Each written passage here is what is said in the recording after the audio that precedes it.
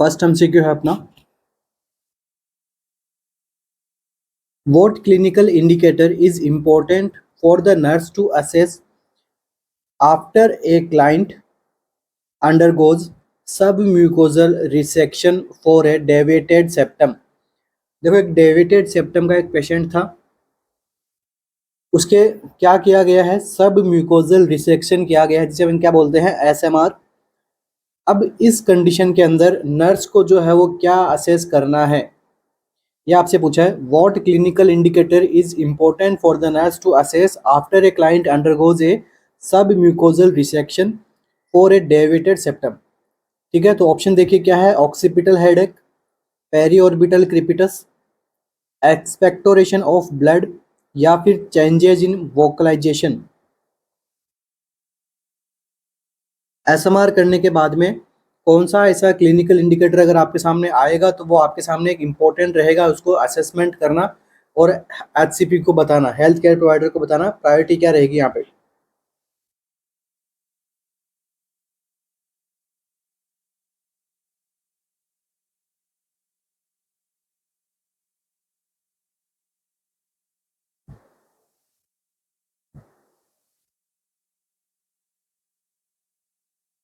तो देखिए यहाँ पर अपना जो इम्पोर्टेंट आंसर जो रहेगा वो रहेगा ऑप्शन नंबर थर्ड। क्या बताया गया है, एक्सपेक्टोरेशन ऑफ ब्लड। ठीक है, ब्लड ब्लीडिंग वगैरह होना वहां से। ठीक है, या तो वो ओरली ब्लड को एक्सपेल आउट कर रहा है या फिर वो फ्रिक्वेंटली स्वेलोविंग कर रहा है, तो इससे आपको पता लगेगा कि वहां पे क्या हो रही है, ब्लीडिंग हो रही है। ठीक है, तो इसे हमें क्या करना है, इंपॉर्टेंट असेसमेंट में रखते हुए इसको अपन क्या करेंगे, ध्यान रखेंगे, असेस करेंगे इस साइन को। सब म्यूकोसल रिसेक्शन होता क्या है, तो ये देखिए सर्जिकल प्रोसीजर है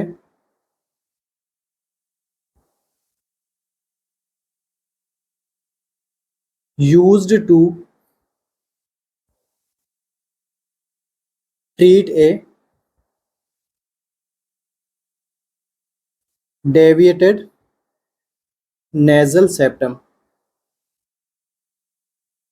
जो नेजल सेप्टम है उसके अंदर अगर डेविएशन देखने को मिले आपको, तो उसे ट्रीट करने के लिए क्या एक सर्जिकल अप्रोच क्या रहती है, सब म्यूकोजल रिसेक्शन। ठीक है, इसी के अंदर ही इसी के सिमिलर ही एक कंडीशन और होती है जिसे अपन क्या बोलते हैं, सेप्टोप्लास्टी। ठीक है, इसके अंदर भी हम क्या करते हैं, ये भी काम में ली जाती है, किसके लिए, डेविएटेड नेडल सेप्टम। ठीक है, तो अगर एमसीक्यू में आपको सेप्टोप्लास्टी दिखे तो वो भी आपका क्या रहेगा, उसके अकॉर्डिंग ही आंसर अपना प्रायोरिटी तो किसको देंगे, ब्लड ब्लीडिंग को ही अपन यहाँ पे प्रायोरिटी मान के चलेंगे। अब देखिए ऑप्शन नंबर एक में क्या बोल रहा है, ऑक्सीपिटल हेडेक। तो इस कंडीशन में ऑक्सीपिटल हेडेक होने की संभावना यहाँ पे बहुत कम रहती है। ठीक है, ऑक्सीपिटल हेडेक नहीं देखने को मिलता है जनरली पेशेंट्स के अंदर। नेक्स्ट देखिए पेरी ऑर्बिटल क्रिपिटस। तो क्रिपिटस एक प्रकार का क्या होता है, साउंड होता है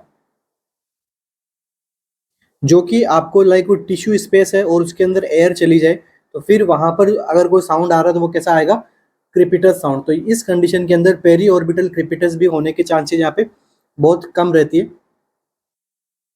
इसलिए अपना ऑप्शन नंबर ए यहाँ पे क्या रहेगा, गलत रहेगा, बी भी गलत रहेगा, और सी डी में क्या पूछा गया है, चेंजेज इन वोकलाइजेशन। तो यहाँ पे देखो जब अपन सब म्यूकोजल रिसेक्शन करते हैं तो यहाँ पर ऐसी कोई नर्व्स वगैरह नहीं रहती है जिससे आपके वोकलाइजेशन में प्रॉब्लम हो। ठीक है, हो सकता है उसके नेजल पैकिंग वगैरह किया गया हो तो उसकी वजह से वहाँ पे उसका थोड़ा बहुत वोकलाइजेशन रहे, बट वो कोई अपने कॉम्प्लिकेशन नहीं है, इंपॉर्टेंट असेसमेंट के लिए वो नहीं है। ऑप्शन नंबर थ्री यहाँ पे क्या रहेगा, करेक्ट रहेगा। Next MCQ, a nurse must establish and maintain an airway in a client who has experienced a near drowning in the ocean। तो नर्स क्या कर रही है, एस्टैब्लिश कर रही है और मेंटेन कर रही है एयरवे को।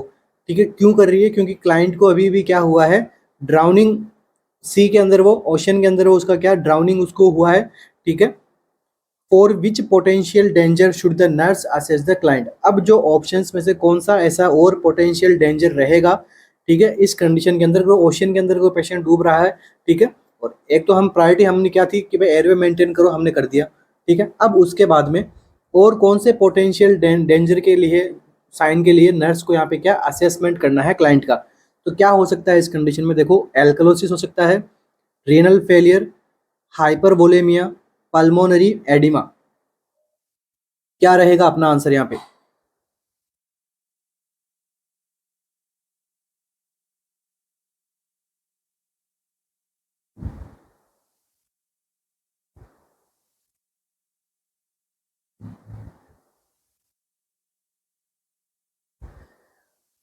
जब कोई पर्सन ओशन में अगर डूबा है, ठीक है, तो उस कंडीशन के अंदर कौन सा पोटेंशियल डेंजर साइन आपको देखने को मिल सकता है? एल्क्लोसिस, रीनल फेलियर, हाइपरवोलेमिया या फिर पल्मोनरी एडिमा?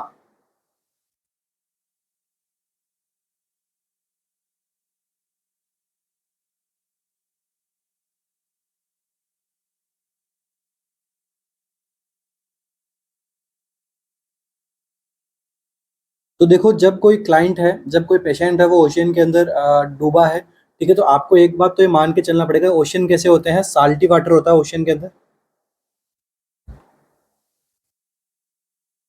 साल्टी वाटर होने की वजह से वो पेशेंट क्या करेगा, जब वो डूबा है, उसको अगर स्विमिंग वगैरह नहीं करनी आ रही है, तो वो क्या कर जाएगा, इस हाई ओस्मोटिक वाटर,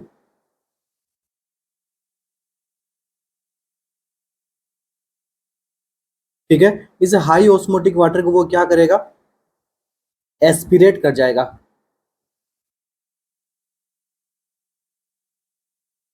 अब एस्पिरेशन करने की वजह से क्या होगा,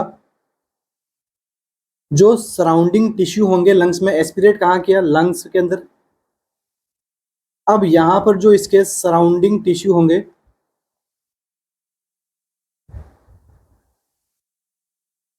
के अंदर ऑस्मोसिस की वजह से, ठीक है, वाटर कैसा था, हाई ऑस्मोटिक वाटर था, ठीक है, अब ऑस्मोसिस की वजह से क्या होगा कि ये जो वाटर है वो इस टिश्यू के अंदर चला जाएगा, और ये क्या लीड करेगा, पल्मोनरी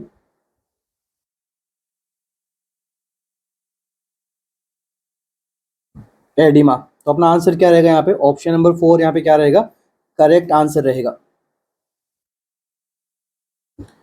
बाकी देखिए यहाँ पर हाइपोक्सिया, एल्कलोसिस और हाइपोक्सिया यहाँ पर जो है वो कंडीशन, एल्कलोसिस तो यहाँ पे होगा नहीं, ठीक है, साल्टी वाटर है, तो यहाँ पे क्या हो सकता है, एसिडोसिस के साथ में क्या देखने को मिल सकता है, हाइपोक्सिया। क्यों? क्योंकि पेशेंट को क्या हो गया है, पल्मोनरी एडिमा हो गया, तो वो हाइपोक्सिया कोज करवाएगा, लंग्स को प्रॉपर तरीके से इन्फ्लेट डिफ्लेट होने में प्रॉब्लम रहेगा। इसके बाद में देखिए यहाँ पर रीनल फेलियर, ऐसा कुछ यहाँ पे अर्जेंट में ऐसा कुछ नहीं देखने को मिल सकता, ठीक है, उसके बाद में हाइपर वोलेमिया पेशेंट में नहीं देखने को मिलेगा, क्या देखने को मिलेगा, हाइपोवोलेमिया, ठीक है, क्योंकि जो भी एक्सेस ब्लड था ब्लड वेसल्स के अंदर वो कहाँ पे आ गया है, पल्मोनरी टिश्यू वाले एरियाज के अंदर आ चुका है, ठीक है, क्योंकि पल्मोनरी एडिमा हो गया, ठीक है, इसकी वजह से क्या देखने को मिलेगा आपको, हाइपोवोलेमिया के साइन सिम्टम्स आएंगे, ना कि हाइपरवोलेमिया के। क्यों? क्योंकि वाटर कैसा है, hypertonic salt water,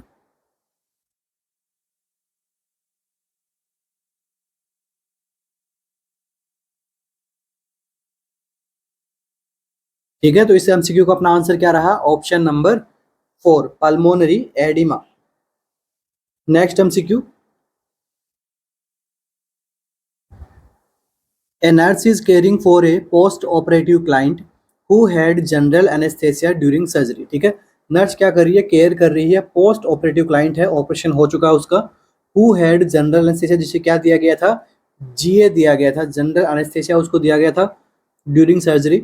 what independent nursing intervention, ठीक है, इंडिपेंडेंट नर्सिंग इंटरवेंशन यहाँ पर क्या रहेगा, में prevent an accumulation of secretions, ठीक है, सिक्रेशंस को यहाँ पे प्रिवेंट, एक्यूमुलेशन होने से प्रिवेंट करने के लिए एज अ नर्स आपका क्या इंडिपेंडेंट नर्सिंग इंटरवेंशन रहेगा। इंडिपेंडेंट नर्सिंग इंटरवेंशन से आप क्या समझ सकते हो कि अपन खुद अपने डिसीजन वहाँ पे ले सकते हैं, ठीक है, ऐसे तो जो डॉक्टर बोलता है उसे हमें करना चाहिए, मगर कुछ डिसीजंस होते हैं जो नर्स खुद ले सकती है पेशेंट की लाइफ बचाने के लिए। ऑप्शन देखिए, postural drainage, cupping of the chest, nasotracheal suctioning या फिर फ्रीक्वेंट चेंजेस ऑफ पोजीशन, क्या रहेगा अपना यहाँ पे आंसर?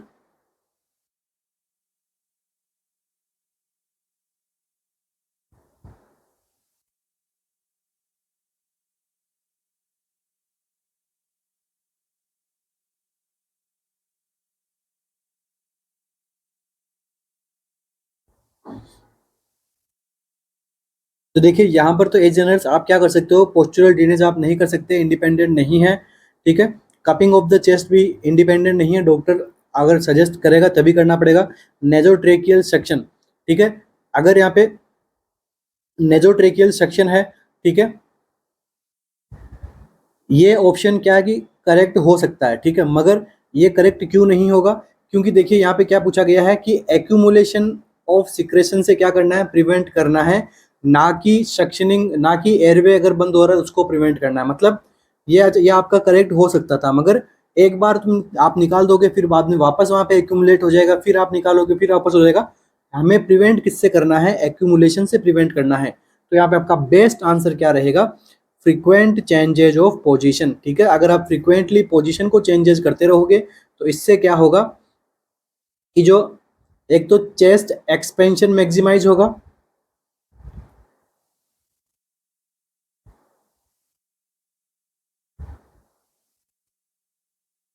ठीक है, इसकी वजह से क्या होगा, जो सिक्रेशन होगा साथ साथ में वो भी रिमूव होगा,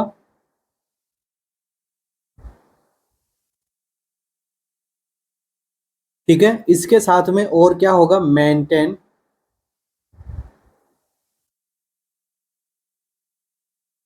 एयरवे। अगर यहाँ पर ऑप्शन नंबर फोर्थ अगर करेक्ट ऑप्शन में नहीं होता तो आपका क्या करेक्ट जाता, नेजोट्रेकियल सेक्शनिंग, क्योंकि जो भी सिक्रेशन आ रहे हैं हम उनको बाहर निकाल दे रहे हैं। तो ये तो हो गया सेक्शनिंग का टाइप हो गया, मगर एमसीक्यू में आपसे क्या पूछा गया है कि प्रिवेंट करना है एक्यूमुलेशन होने से, तो उसका बेस्ट आंसर क्या रहेगा, पोजिशन चेंज करते रहो, ठीक है।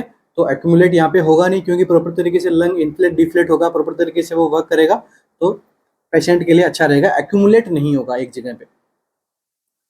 चलिए नेक्स्ट एमसीक्यू देखो, यहाँ पे पोस्चुरल ड्रेनेज वगैरह, ठीक है, इसके अंदर पल्मोनरी थेरेपी रिक्वायरमेंट होती है, ठीक है।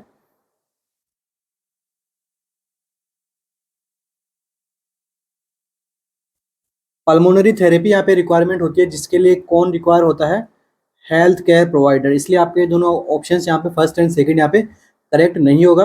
और ये जो नेजोट्रेकियल सेक्शनिंग है ये आपका अपर एयरवे के लिए ही बेस्ट होता है। अगर सिक्रेशंस लोअर एयरवे के अंदर चले गए, अगर वहां पे एक्यूमुलेट हो रहा है तो फिर क्या करोगे, तो उसके उसके लिए भी बेस्ट आंसर क्या रहेगा, option number four. Next answer, next MCQ,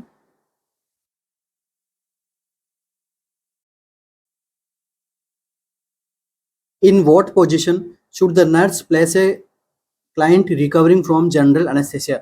general anaesthesia किसी को दिया गया था क्लाइंट को, और अभी वो क्या कर रहा है, रिकवर कर रहा है जनरल एनेस्थेसिया से। तो कौन सी पोजीशन जो है क्लाइंट को देनी होगी, supine, side line position, high follower position, या फिर टेंडरलंगबर्ग पोजिशन।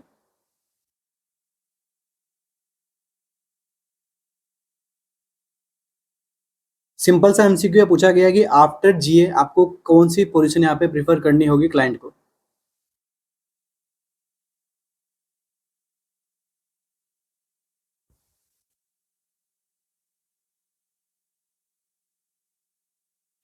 तो देखो जीए देते हैं, तो यहाँ पे क्या हो सकता है पेशेंट को,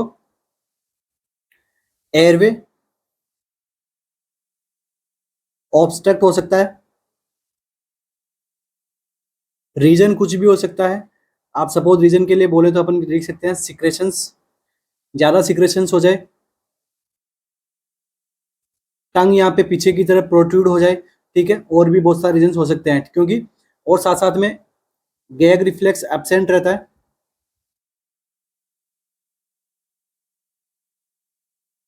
इस वजह से क्या हो सकता है, और हमने फ्लूइड वगैरह दे दिया, या फिर यहाँ पे ओरल यहाँ पे सिक्रेशंस थे और गैग रिफ्लेक्स आ नहीं रहे हैं पेशेंट को, तो हो सकता है वो क्या कर जाए, एस्पिरेट कर जाए और आगे जाके वो क्या कर दे, ऑब्स्ट्रक्शन कर देगा, ठीक है। तो इस पोजीशन के लिए हमें प्रायोरिटी आंसर क्या जाएगा, option number two, side line position, ठीक है। साइड लाइन पोजिशन क्या रहेगी, हमारा प्रायोरिटी रहेगा, ठीक है। देखो सुपाइन पोजीशन में रिस्क जो है वो इंक्रीज हो जाती है किसकी, एस्पिरेट कर जाने की, ठीक है। और ये पोजीशन हम किस में देते हैं, सेमी अलर्ट पेशेंट के अंदर। अगर पर्सन अलर्ट वगैरह है तो हम दे सकते हैं, ठीक है, ऐसे हमें रिकमेंड नहीं की जाती सुपाइन पोजीशन। नेक्स्ट देखिए हाई फॉलोअर पोजीशन, अगर पेशेंट जीए से जस्ट अभी रिकवर हो रहा है, अभी कंटिन्यू रिकवर हुआ नहीं है, ठीक है, प्रॉपर तरीके से।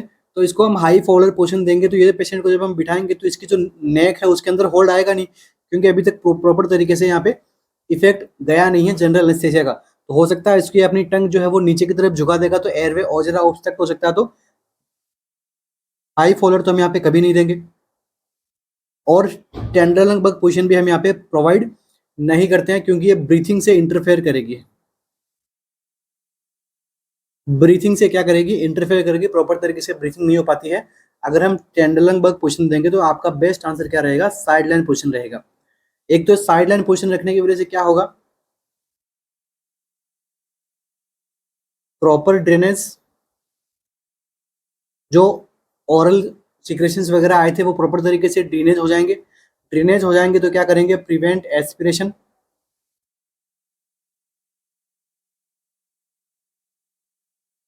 ठीक है। और साथ में अगर गैग रिफ्लेक्स भी नहीं होगा तो आप साइड लाइन पोजीशन आराम से दे सकते हो, क्योंकि वो आगे निकलेगा नहीं पेशेंट। चलिए next MCQ, what is the priority nursing intervention for a client during the immediate post operative period, ठीक है। इमीडिएट पोस्ट ऑपरेटिव पीरियड के अंदर, ठीक है, प्रायोरिटी नर्सिंग इंटरवेंशन क्या रहेगा। ध्यान रखना, प्रायोरिटी के बारे में पूछा है आपसे, ठीक है। पोस्ट ऑपरेटिव में आपके पास में पेशेंट आया है, आपका इमीडिएट प्रायोरिटी नर्सिंग इंटरवेंशन क्या रहेगा। Monitoring vital sign, observing for haemorrhage, maintain a patent airway, recording the intake and output. तो देखिए यहाँ पे सारे ऑप्शन ही करेक्ट है, मगर प्रायोरिटी क्या जाएगी, एयरवे को हमें क्या करना है, मेंटेन करना है। हमेशा एयरवे हमारा क्या जाएगा, प्रायोरिटी जाएगा। Next MCQ, a client has seeds containing radium implanted in the pharyngeal area, ठीक है। क्लाइंट के क्या हुआ है, पेशेंट के क्या किया गया है, फेरेंजियल एरिया के अंदर क्या किया गया है, सीड्स को जो है इम्प्लांट किए गए हैं। सीड किसके हैं, रेडियम के सीड्स है, ठीक है। What should the nurse include in the clients plan of care, अब यहाँ पर जो नर्स है ड्यूरिंग क्लाइंट केयर क्या इंक्लूड करेगी। Have the client void every 2 hours, maintain the client in an isolation room, allow time for the client to verbalize feeling, या फिर wear 2 pair of gloves when touching the client during care। क्या रहेगा अपना यहाँ पे answer.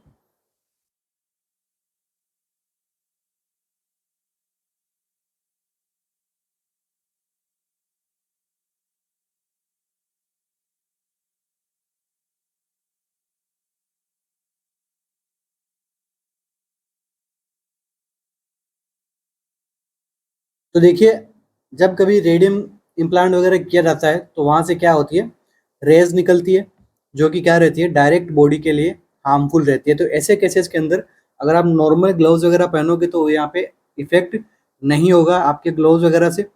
Allow time for the client to verbalise feeling, यहाँ पर उसकी फीलिंग से रिलेटेड आपको नहीं पूछा गया है, ठीक है। ये भी ऑप्शन, अगर फीलिंग से रिलेटेड पूछते तो वो ऐसे पूछते भाई क्लाइंट एनजीएस है, ठीक है, इस प्रकार का आपको एमसीक्यू बना के पूछते। नेक्स्ट देखिए, have the client void every 2 hour, ठीक है। यहाँ पर आपका वॉइडिंग से रिलेटेड कोई आपका आंसर नहीं होगा, क्योंकि फेरिंग्स से यहाँ पे क्या किया गया है, सीड्स डाले गए हैं रेडियम के अंदर, उसका वॉइडिंग से कुछ लेना देना नहीं है, ठीक है। अगर फुल ब्लेडर भी होगा तो भी वो इस रेडियम इम्प्लांट के लिए कुछ हानिकारक नहीं रहेगा, ठीक है। मगर हाँ, उसका प्रॉपर तरीके से डिस्पोज होना चाहिए, ठीक है। ऑप्शन देखिए यहाँ पे करेक्ट क्या जाएगा, maintain the client in an isolation room, ठीक है। आइसोलेशन रूम के लिए उसको क्या करना है, हमें मेंटेन करना है, ठीक है। प्रॉपर तरीके से आइसोलेट करके रखना, ताकि स्टाफ, बाकी के स्टाफ्स और उसकी फैमिली वगैरह को जो है वो रेडिएशन ना हो। Okay, next MCQ, easy MCQ है। इसी प्रकार के एमसीक्यूज आपको देखने को मिलेंगे जो टू द पॉइंट आंसर वाले रहेंगे। A nurse in the post anesthesia care unit PACU observed that after an abdominal cholecystectomy, a client has serosyngenesis drainage on the abdominal dressing, ठीक है। एक पोस्ट एनेस्थेसिया केयर यूनिट के अंदर एक patient है जिसको क्या हुआ था, एब्डोमिनल कोलेसिस्टेक्टोमी किया गया था उसको, और अभी उसके क्या एब्डोमिनल ड्रेसिंग के ऊपर आपको ड्रेनेज कैसा देखने को मिल रहा है, सेरोसेंगेसनेस ड्रेनेज आपको देखने को मिल रहा है। What is the next nursing action, यहाँ पर नेक्स्ट नर्सिंग एक्शन क्या रहेगा, change the dressing, reinforce the dressing, replace the tape with Montgomery ties, support the incision with an abdominal binder.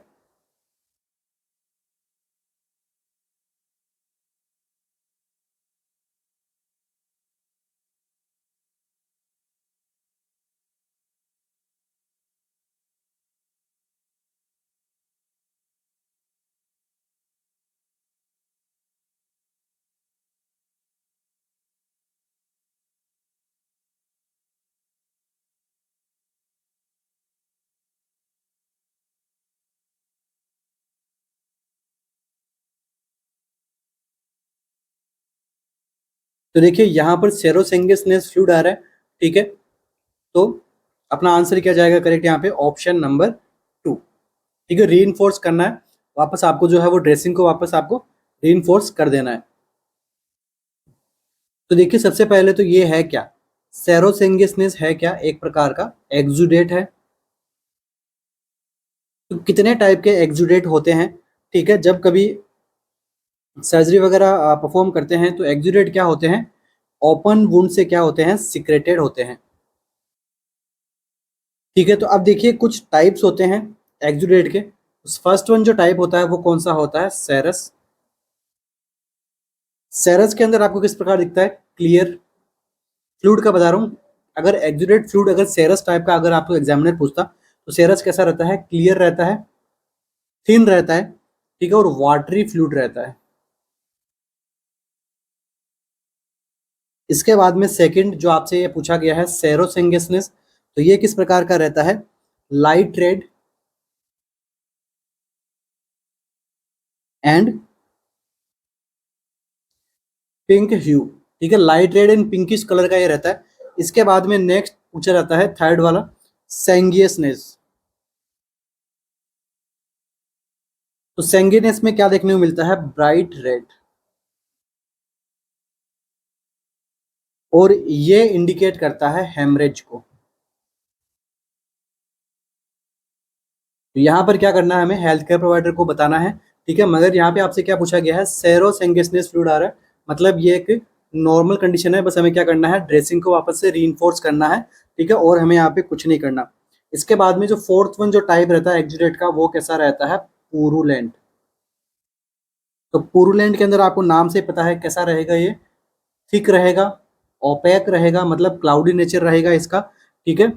इसके अंदर ऑर्डर आएगी, स्मेल्स आती है वुंड के अंदर से, ठीक है। और ये कब देखने को मिलता है? और यहाँ पे क्या देखने को मिल सकती है? पस देखने को मिल सकती है। ये कब देखने को मिलेगा? जब वुंड के अंदर किसी प्रकार का इन्फेक्शन हो जाएगा तो, ठीक है। ये चार प्रकार के अपने वुंड ड्रेनेज होते हैं जिसे में क्या बोलते हैं? एक्सुडेट, ठीक है। तो आपको क्या क्या कुछ नहीं करना है, बस आपको री करना है ड्रेसिंग को। देखिए चेंज द ड्रेसिंग। अगर आप बार बार ड्रेसिंग चेंज करोगे तो उससे क्या होगा? इन्फेक्शन की रिस्क बढ़ेगी।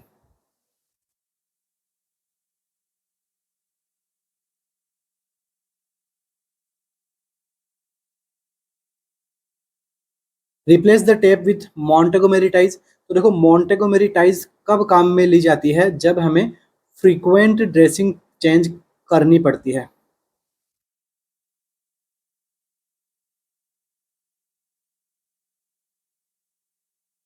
ठीक है। और एब्डोमिनल बाइंडर यहाँ पे यूज में नहीं लेना पड़ेगा, क्योंकि हमें क्या करना है? बस केवल रीइंफोर्स ही करना है ड्रेसिंग को, कोई चेंज वेंज करने की यहाँ पे नीड नहीं है। जो डॉक्टर के अकॉर्डिंग जो गाइडलाइन दी हुई है उसे ही फॉलो करते हुए आगे चेंजिंग वगैरह हमें करते रहना है। Next MCQ.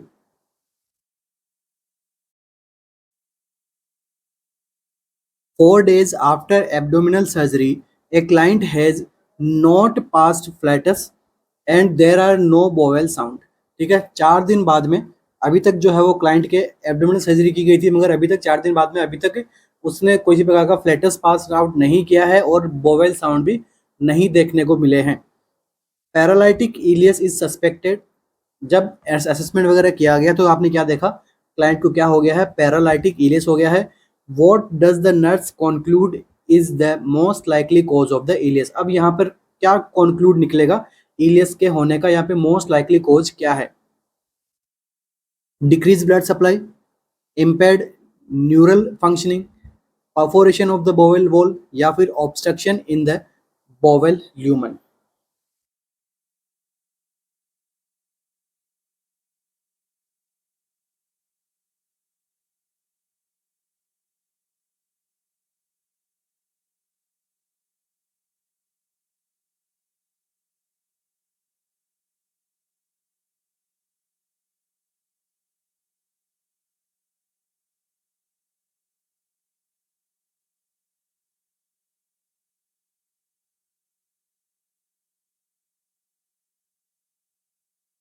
तो देखो, जब कभी भी एब्डोमिनल सर्जरीज परफॉर्म की जाती है तो मोस्ट प्रोबेबली इन पेशेंट को क्या दिया जाता है, जनरल एनेस्थेसिया दिया जाता है।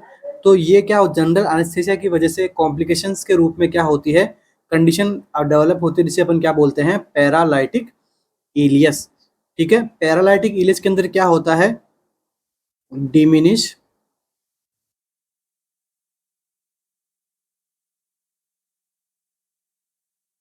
Neurologic impulse. ठीक है, जो भी न्यूरोलॉजिक इम्पल्स वगैरह है, फंक्शन वगैरह है, वो कैसे होते हैं, डिमिनिश्ड होते हैं, कुछ टाइम तक बाद में वापस आते हैं पैरालाइटिक बाद में वापस से यहाँ पे इलियस जो है वो वापस से वर्क करने लगता है, इलियम पार्ट। ठीक है, तो यहाँ पे आप आंसर क्या जाएगा, ऑप्शन नंबर 2 यहाँ पे क्या जाएगा, करेक्ट जाएगा, impaired neural functioning of paralytic ileus. देखो, अगर ब्लड सप्लाई डिक्रीज होती तो ये तो क्या कोज करवा देता, नेक्रोसिस, मगर नेक्रोसिस का नहीं पूछा गया आपसे। ठीक है, इसके बाद में देखो थर्ड ऑप्शन क्या है, परफोरेशन ऑफ बोवेल वॉल। अगर बोवेल वॉल का परफोरेशन यहाँ पे होता तो पेशेंट को क्या होता, पेन होता, और साथ साथ में क्या देखने को मिलता है आपको, पेरिटोनाइटिस। इसके हम देखो ऑब्स्ट्रक्शन इन द ल्यूमन। ठीक है, ऑब्स्ट्रक्शन इन द ल्यूमन अगर आपको देखने को मिलता तो ये क्या जनरेट करता, पेरिस्टाल्सिक साउंड। ठीक है, मगर यहाँ पे ऑब्स्ट्रक्शन नहीं है, बस इलियम रीजन का जो पार्ट है वो क्या हो गया है, शॉर्ट टाइमली पैरालिसिस हो गया है उसके अंदर। ठीक है, मसल मूवमेंट नहीं आ रहे हैं, इसे हम क्या बोलते हैं, पैरालाइटिक इलियस। नेक्स्ट एमसीक्यू अपना, A nurse is applying a dressing to the client's surgical wound using sterile technique. एक नर्स है अप्लाई कर रही है ड्रेसिंग को स्टेराइल टेक्निक को यूज करते हुए। While engaging in this activity, the nurse accidentally place a moist sterile gauze pad on the cloth steroid field. ठीक है, अब इस एक्टिविटी के टाइम पे नर्स क्या कर देती है, एक्सीडेंटली जो मोइस्ट स्टेराइल गोज है उसको क्लॉथ स्टेराइल फील्ड पे रख देती है। What physical principle is applicable for causing the sterile field to become contaminated? अब देखो, जो मोइस्ट स्टेराइल गोज की वजह से क्या हो गया, तो स्टेराइल फील्ड था वो कैसा हो गया, अभी कंटामिनेटेड हो गया है। तो कौन सा ऐसा फिजिकल प्रिंसिपल होगा जिसकी वजह से ये स्टेराइल फील्ड इसने स्टेराइल फील्ड को कंटामिनेटेड बना दिया। तो कौन सा प्रिंसिपल यहाँ पे काम करेगा, डायलिसिस का, ऑस्मोसिस का, डिफ्यूजन का, या फिर कैपिलरिटी का। मोइस्ट गोज था, ठीक है, और यहाँ पर उसने क्या कर दिया, on the cloth sterile field. ठीक है, स्टेराइल फील्ड के यहाँ पे सपोज कीजिए कि कॉर्नर पे रख दिया है, या फिर किसी स्टेराइल फील्ड था, क्लॉथ लगाया हुआ था, सिंगल क्लॉथ वगैरह लगाया हुआ था, तो उसके ऊपर उसने रख दिया। अब जो वो गीला था, ठीक है, और अब कौन सा प्रिंसिपल ऐसा लगेगा जिसकी वजह से वो क्या हो गया है, कंटामिनेटेड हो गया है। आपको ये बात भी ध्यान में रखनी होगी, जो स्टेराइल फील्ड होता है उसके जो कॉर्नर्स होते हैं वो कंटामिनेटेड ही माने जाते हैं। इसलिए आप जब भी कोई प्रोसीजर करो तो सेंट्रली ज़्यादा इक्विपमेंट्स को रखना चाहिए, क्योंकि जितना पेरीफेरी होगा ट्रॉली के उतना वो कंटामिनेटेड होने के चांसेस ज़्यादा रहते हैं सेंट्रल से। तो यहाँ पर आपका आंसर क्या रहेगा, डायलिसिस, ऑस्मोसिस, डिफ्यूजन, या फिर कैपिलैरिटी।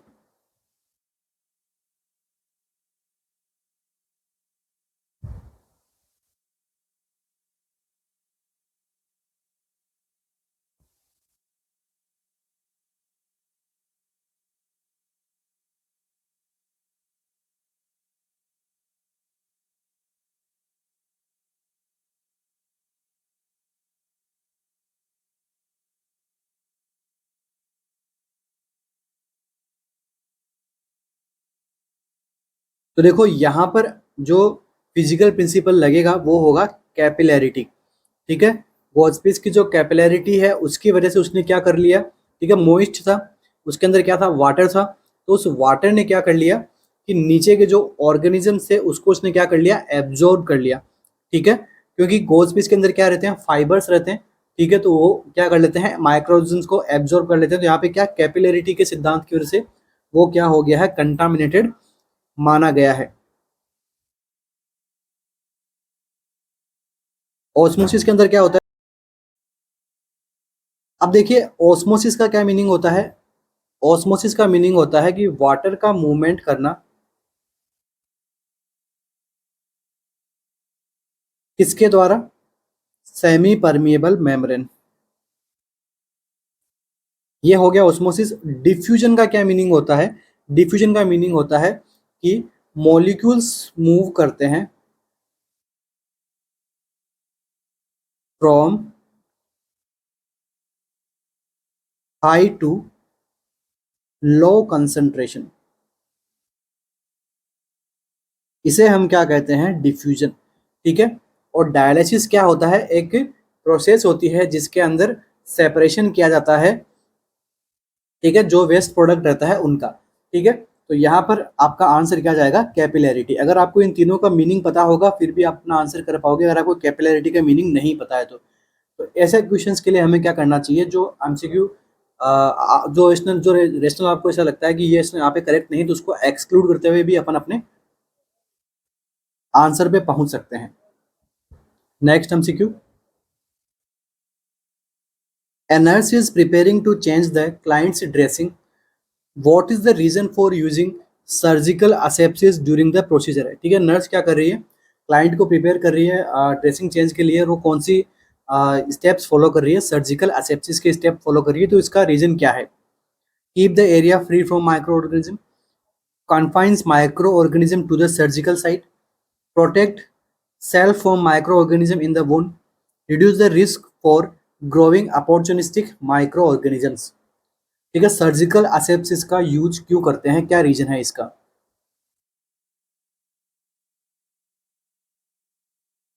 तो देखो आपको अगर पता होगा, दो तरह की एसेप्सिस टेक्निक फॉलो की जाती है, एक होती है सर्जिकल, दूसरी होती है मेडिकल।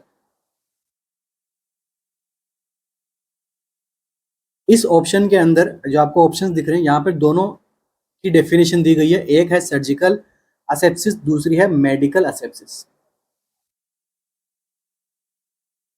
तो देखो यहाँ पर आपको ऑप्शन नंबर 4 क्या बोल रहा है, reduce the risk of growing opportunistic infection opportunistic microorganism. तो यहाँ ये किस में होता है, मेडिकल असेप्सिस के अंदर।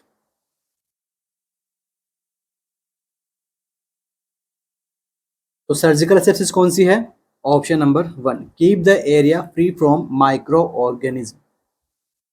और ये यहाँ पे सेकंड एंड थर्ड जो है वो किसके अंदर आते हैं, पर्सनल प्रोटेक्टिव इक्विपमेंट्स के अंदर। ठीक है, तो ऑप्शन नंबर 1 यहाँ पे क्या रहेगा, करेक्ट रहेगा, क्योंकि सर्जिकल असेप्सिस का मीनिंग यही होता है कि जो एरिया है वो हमारा क्या रहे, एकदम क्लीन रहे, यहाँ पर माइक्रो ऑर्गेनिज्म नहीं रहना चाहिए। इसीलिए जो सर्जरीज वगैरह की जाती है वहां पर एकदम स्ट्रिक्ट सर्जिकल असेप्सिस टेक्निक्स वगैरह फॉलो की जाती है। Next MCQ, when assessing an obese client, the nurse observed dehiscence of the abdominal surgical wound with evisceration। Nurse क्या कर रही है, असेस कर रही है ओबेस क्लाइंट को, और नर्स ऑब्जर्व कर रही है किसको, डेहिसेंस को, कहाँ से, एब्डोमिनल सर्जिकल वुंड से, और साथ साथ में क्या हो रहा है, एविसरेशन भी हो रहा है। The nurse place the client in low Fowler position with the knee slightly bent and encourage the client to lie still. अब नर्स ने क्या कर दिया, प्रायोरिटी यहाँ पे फॉलो कर दी, क्या किया कि लो फॉलोअर पोजीशन में रखो ताकि एब्डोमिनल प्रेशर कम कम पड़े। ठीक है, और दूसरा क्या कर दिया, नी को बैंड करवा दिया ताकि और ज़्यादा प्रेशर रिलीज कर सके एब्डोमेन से, साथ में उसको चुपचाप आराम से शांति से बिना हिले उसको बैठने के लिए कह दिया, एनकरेज कर दिया। What is the next nursing action, अब इतना कुछ करने के बाद में आपका नेक्स्ट नर्सिंग एक्शन क्या रहेगा, obtain vital sign, notify the healthcare provider, reinsert the protecting organ using aseptic technique, cover the wound with sterile towel, moisten with normal saline। तो यहाँ पर नर्स का बेस्ट आंसर क्या रहेगा, वाइटल साइन देखेगी, health care provider को बताएगी, या फिर वापस डाल देगी ऑर्गन्स को एब्डोमेन कैविटी के अंदर, या फिर नॉर्मल सलाइन से मॉइस्चर करेगी जो ऑर्गन प्रोट्रूड आउट हुआ है, उनको।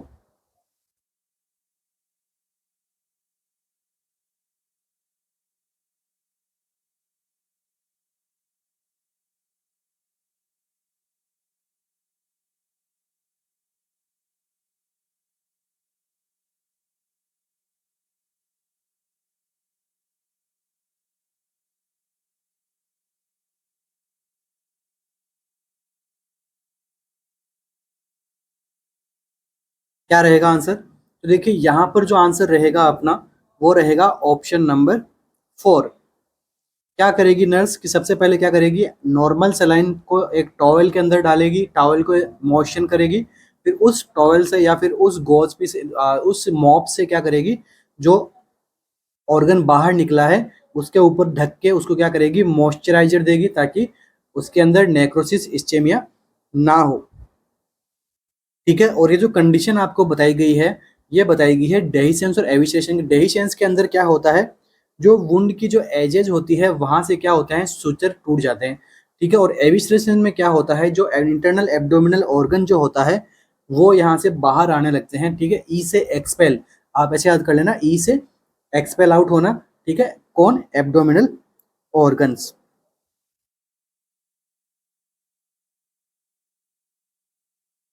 तो देखो डेहिसेंस में अपन लिख सकते हैं सेपरेशन ऑफ,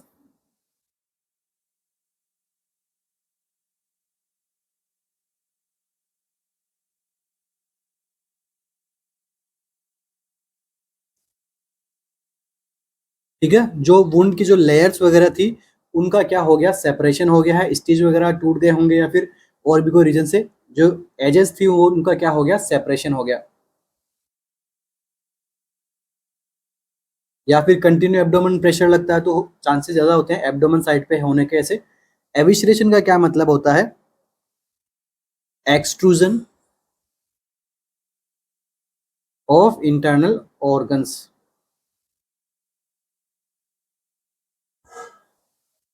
फ्रॉम वुंड।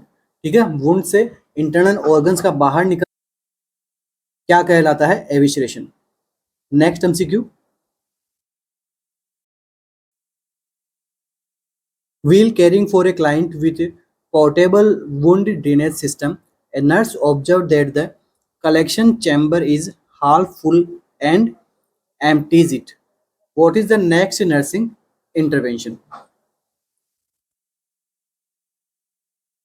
देखिए नर्स यहाँ पे क्या है, एक क्लाइंट को क्या लगा है, पोर्टेबल वुंड ड्रेनेज सिस्टम लगाया गया है, और नर्स क्या ऑब्जर्व किया कि जो कंटेनर है वो हाफ फुल हो गया है, उसने नर्स ने क्या कर दिया, उसको एम्प्टी कर दिया। अभी नर्स का नेक्स्ट इंटरवेंशन क्या होगा, encircle the drainage on the dressing, irrigate the suction tube with sterile saline, clean the drainage pot with an alcohol wipe, या फिर compress the container before closing the pot। क्या करना होगा यहाँ पे, प्रायोरिटी आंसर क्या रहेगा कि भाई जो पोर्टेबल वुंड ड्रेनेज सिस्टम था वो पहले भर गया था, नर्स ने उसको खाली कर दिया। अभी नेक्स्ट नर्सिंग एक्शन क्या रहेगा?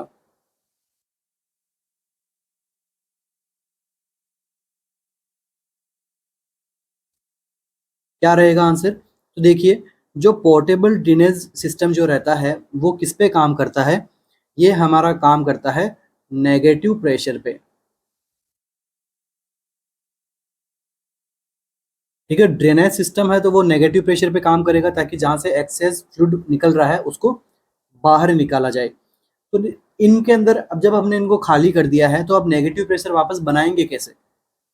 ठीक है, कौन कौन से पोर्टेबल वुंड ड्रेनेज सिस्टम हो सकते हैं जो पेशेंट के साथ पोर्ट किया जा सकता है? तो देखो क्या होते हैं, हीमोवेक,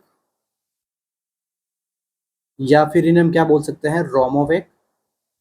इनके अलावा जैक्सन, जैक्सन ब्राइट। ठीक है, इस प्रकार के हम क्या होते हैं, पोर्टेबल वुंड ड्रेनेज सिस्टम होते हैं, और ये किस पे काम करते हैं, नेगेटिव प्रेशर पे। अब इनको नेगेटिव प्रेशर वापस बनाना पड़ेगा, तो आपका आंसर क्या रहेगा, ऑप्शन नंबर 4 हमारा करेक्ट आंसर रहेगा, compress the container before closing the pot. ठीक है, जब हम वापस पॉट को क्लोज करेंगे उससे पहले क्या करना है, कंप्रेस करना है कंटेनर को, ताकि इसमें नेगेटिव प्रेशर बिल्डअप हो जाए, फिर आप क्या कर देना, पोर्ट को बंद कर दोगे। जब पोर्ट को बंद कर दोगे तो अंदर एक वैक्यूम बन जाएगा, और जैसे ही फ्लूइड आएगा तो इंस्टेंटली उस वैक्यूम की वजह से क्या हो जाएगा, फ्लूइड जो है वो बाहर निकल जाएगा। तो आपका आंसर क्या रहेगा यहाँ पे, ऑप्शन नंबर 4। ठीक है, बाकी एल्कोहल वाइप करने का इधर कोई इतना नीड नहीं है। देखो जो पोर्ट को जो है उसको क्या करना है, स्टेराइल ही रखना देना चाहिए, तो जहां जितना पॉसिबल हो उतना हमें उसको क्या करना है, टच करने से अवॉइड करना चाहिए, क्योंकि वो क्या रहता है एकदम पेशेंट के बॉडी के साइड में होता है, तो उसे स्टेराइल तरीके से काम में लेना है। ठीक है, बाकी अपना आंसर क्या था, option number 4। Next MCQ. A nurse in the surgical intensive care unit is caring for a client with a large surgical incision। एक नर्स है, वो सर्जिकल इंटेंसिव केयर यूनिट के अंदर काम कर रही है और क्लाइंट उसके पास में कैसा है, जिसके बड़ा सर्जिकल इंसिजन लगा है। What medication does the nurse anticipate will be prescribed for this client? कौन सी मेडिकेशन जो है वो नर्स एंटिसिपेट करेगी कि क्लाइंट को दी जानी चाहिए, will be prescribed for this client. तो देखो, विटामिन ए, साइनोकोबालामिन, पेंटोनाडायन या फिर ascorbic acid.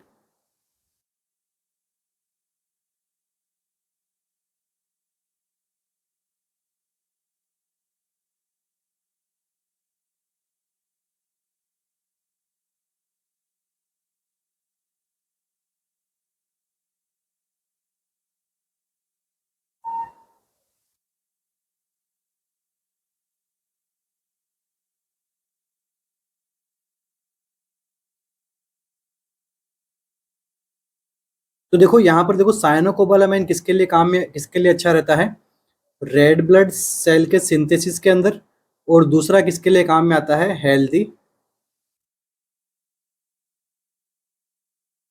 Healthy nervous system के लिए। ठीक है, तो हमारा ऑप्शन नंबर बी तो यहाँ पे करेक्ट नहीं होगा, क्योंकि उसके लिए हमें क्या करना है, करेक्ट किसको मानना है, जो सर्जिकल इंसिजन को हील कर सके, अच्छे से हील कर सके। ठीक है, नेक्स्ट देखिए, फाइटोनाडियोन जो क्या है, एक प्रकार का विटामिन के है, तो ये किसके अंदर काम करता है, ब्लड कोगुलेशन के अंदर।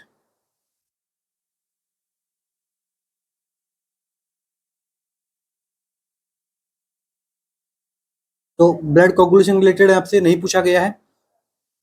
ठीक है, नेक्स्ट देखिए, क्या बचता है, विटामिन ए और विटामिन सी। साइनोकोबालामिन सबको पता है कौन सा विटामिन होता है, B12, जो नर्वस सिस्टम और आरबीसी सिंथेसिस के अंदर इंपॉर्टेंट रोल अदा करता है। अब देखिए, विटामिन ए और विटामिन सी में दोनों में से कौन सा, अगर आप लोगों ने विटामिन ए चूज किया है तो वो आपका आंसर यहाँ पे क्या हो जाएगा, गलत हो जाएगा, क्योंकि प्रायोरिटी कौन किसको देंगे हम, एस्कॉर्बिक एसिड को। ठीक है, विटामिन ए भी क्या करता है, हीलिंग प्रोसेस में हेल्प करता है, मगर विटामिन सी जो है वो क्या करता है, कोलेजन सिंथेसिस में ज्यादा हेल्प करता है। Play major role in wound healing. क्या करता है ये, फॉर्मेशन ऑफ कोलेजन।